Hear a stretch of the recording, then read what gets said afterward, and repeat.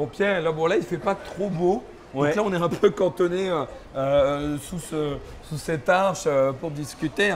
Alors toi ta grande spécialité, c'est ce qu'on va dire, c'est le Sentai, c'est-à-dire en fait toutes ces séries live à effets spéciaux où il va y avoir des costumes ou pas hein, d'ailleurs, Bien ça sûr. dépend, mais ça peut aller de XOR à Bioman en passant par les films de Lato, type Godzilla, etc. Exactement. Comment t'es née cette passion et comment tu pourrais décrire aux gens mieux que moi exactement le genre?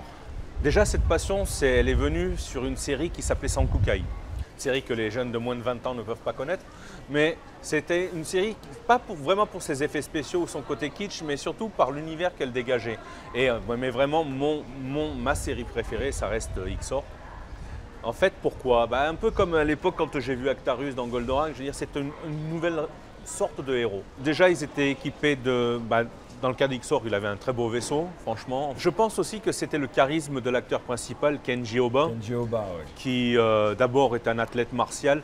Parce que si j'aime en fait les séries de Sentai et tout ça, il y a quand même une chose qui est un point commun dans toutes ces séries, c'est une société de cascadeurs qui existait et qui existe toujours, c'est la JAC, Japan Action Club.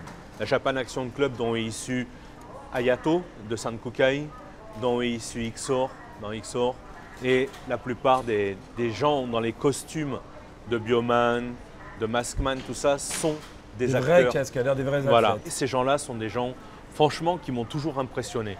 Tous les Kamen Rider, tous les acteurs de Sentai aujourd'hui sont à la base des modèles.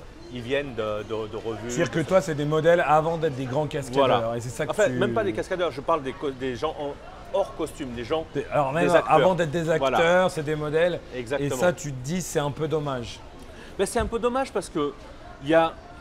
Bon, les effets spéciaux ont fait qu'il n'y a plus d'explosion. Avant, on utilisait le napalm, on utilisait le... On sentait quand ça explosait à côté d'eux, on savait que ça leur faisait peur. Aujourd'hui, par exemple, les gens, sachant que ces gens sont des beaux gosses et que vous avez leurs managers derrière en disant bon, ça serait bien qu'ils ne se battent pas trop, ça serait bien qu'il n'y ait pas d'explosion. Bon, il n'y en a plus maintenant. Mais bon, tout ce qui est dangereux est complètement annulé.